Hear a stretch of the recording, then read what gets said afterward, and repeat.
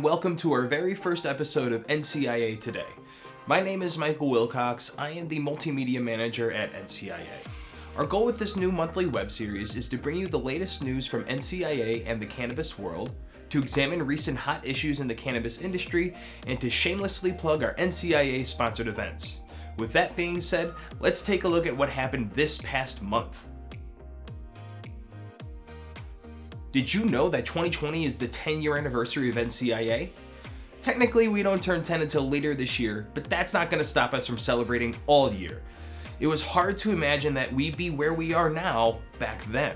So check out a video featuring our founder Aaron Smith reflecting on what the past decade has been like. We kicked off 2020 with our industry socials. Over the course of 2.5 weeks, we hosted 11 gatherings spanning from Oregon to Florida, Southern California to Missouri. Us NCIA staffers started racking up airline miles for the year, with some evenings seeing 2 socials taking place simultaneously in different cities. Coming up, we have our first big trade show of the year, the Northeast Cannabis Business Conference. If you haven't yet registered to attend, you should soon. #NECannabisCon convenes industry experts and professionals to learn about emerging regional-specific regulations, market trends, and advocacy efforts at the East Coast's only true B2B cannabis trade show. Now, you may have heard that Senate Banking Committee Chair Mike Crapo has recently said, "I remain firmly opposed to efforts to legalize marijuana on the federal level, and I am opposed to legalization in the state of Idaho. I also do not support the Safe Banking Act that passed in the House of Representatives. Significant concerns remain that the Safe Banking Act does not address the high-level potency of marijuana, marketing tactics to children, lack of research on marijuana's effects, and the need to prevent bad actors and cartels from using banks to disguise ill-gotten cash to launder money into the financial system. I welcome input from all interested parties on how to thoughtfully address these concerns." Well, NCIA, along with other interested parties, has taken Senator Crapo up on his word. To explain more, here's NCIA's Government Relations Manager, Michelle Rutter Friberg. Hey, Michelle.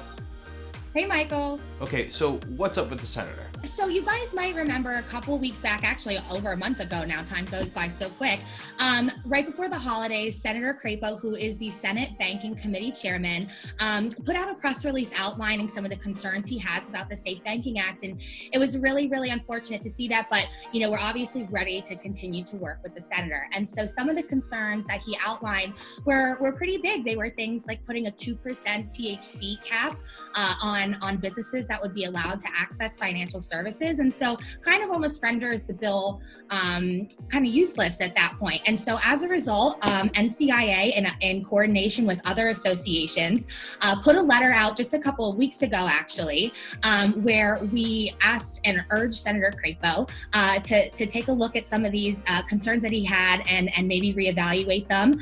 And in addition to that, we're also working on a letter right now where NCIA members and businesses can go ahead and sign that. And really, we're just urging the senator to remember that the Safe Banking Act isn't a referendum on marijuana legalization. This is a narrowly tailored bill that is designed to help cannabis and ancillary businesses access financial services, full stop. And so we want to make sure that he knows that some of these concerns are valid and we stand ready to work with him. And there's maybe some other ways to address some of them. So can people still sign this thing? So we're still accepting signatures for those letters. So you can go to our website, thecannabisindustry.org, and you can go ahead and sign that letter now. We're trying to get as many signatures as possible because the more we can get, the more of a statement it really, really shows the senator. That sounds great.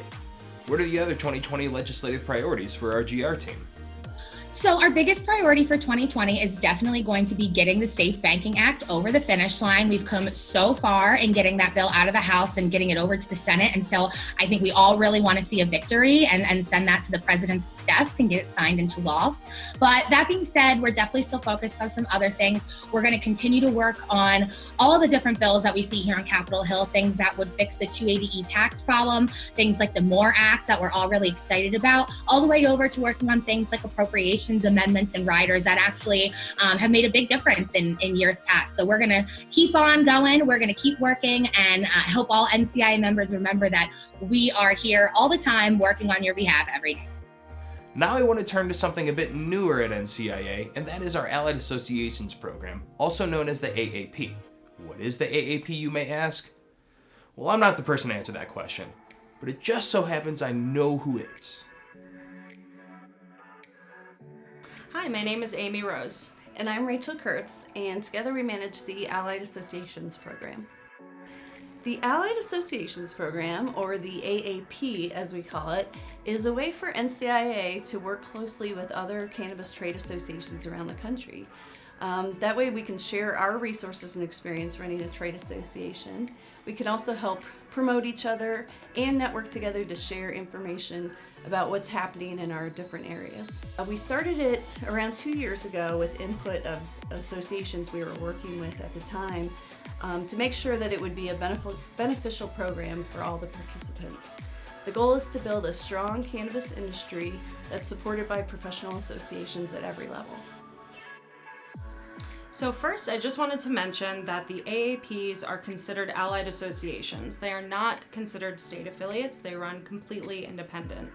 The AAP is a complementary program that we offer to cannabis trade associations. And the first thing that they would do if they were interested in joining, they would go on the website and fill out a form.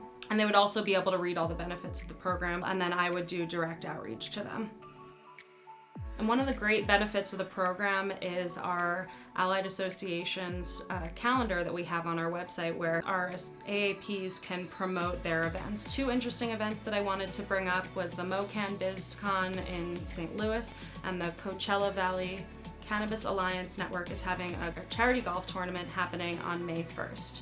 Another great benefit of the program is being able to have the opportunity to table or speak at some of our events. So we have our Cannabis Business Summit coming up on June 15th through the 17th in San Francisco, and we'll have programming so that the associations can have some time on stage to talk about what's going on in their state.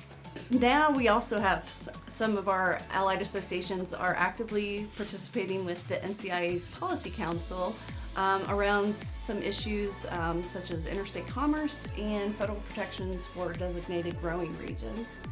And as we head into 2020, the goal is more coordination around policy initiatives with the associations so that we're working toward more cohesion and conformity around state regulations, and also working more with our international associations, especially as the importance of global cannabis policy expands. Okay, announcement time. Again, NECBC is in a few short weeks. Register now. Don't forget to check out our weekly podcast on Cannabis Radio, NCIA's Cannabis Industry Voice, hosted by Bethany Moore. Listen to our recent interviews with NCIA members discussing topics including compliance in cannabis, designing the cannabis business space, as well as hear about a company that is integrating nanotechnologies into the cannabis industry. And if you are an NCIA member and want to be a guest on a future episode of NCIA's Cannabis Industry Voice weekly podcast, reach out to Communications Project Manager Bethany Moore. Registration for our Cannabis Caucus Tour, taking place throughout March, is now open. We'll visit 8 cities throughout the month. Because 2020 is so jam-packed with so many things cannabis, this will be our only caucus tour of the year. So if you want an exclusive opportunity to connect with each other, learn about regional issues from influential guest speakers, and get the latest news about NCIA's federal policy work, find a city near you and register. And while you register, consider sponsoring any of these events. Contact anyone on our biz dev team to learn more information. All right, that's it for our first episode of NCIA Today. Thanks for checking it out, and be sure to check out all those links that are surely in the description of this video. See you guys next time.